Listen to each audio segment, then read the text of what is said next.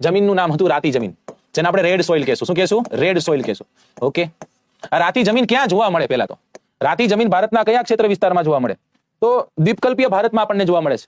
દ્વીપકલ્પીય ભારત સાથોસાથ મધ્ય ભારતમાં આપણને જોવા મળે છે. મધ્ય ભારત અને દ્વીપકલ્પીય ભારત એટલે કે કદાચ તમને એમ કહું ક્યાંથી ક્યાં સુધી, તો દક્ષિણ ભારતમાં જે દ્વીપકલ્પ છે એ દ્વીપકલ્પમાં તમિલનાડુથી શરૂ કરી, તમિલનાડુ છેલ્લામાં છેલ્લું રાજ્ય છે, ત્યાંથી લઈ અને બુંદેલખંડ સુધી જવાનું છે.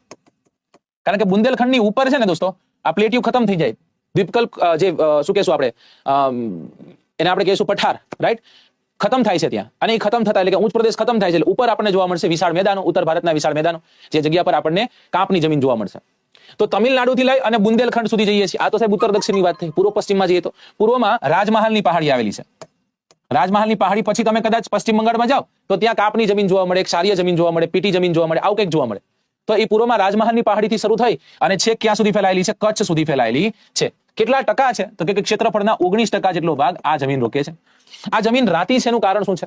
રાતા રંગની જમીનનો રંગ રાતો શું કામ છે? તો કે એ છે ફેરિક ઓક્સાઇડના કારણે. કેના કારણે દોસ્તો? ફેરિક ઓક્સાઇડના કારણે આનો રંગ રાતો છે.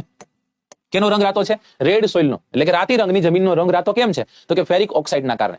આ જમીનમાં તમને ચૂનો જોવા મળશે, કાંકરા જોવા મળશે, તમને કાર્બોનેટ જોવા મળશે. આ બધી વસ્તુની તમને હાજરી જોવા મળશે. સાથે સાથે મેગ્નેશિયમ છે, ફોસ્ફેટ છે, નાઇટ્રોજન છે, પોટાશ છે, આ બધાની ઉણપ પણ જોવા મળશે.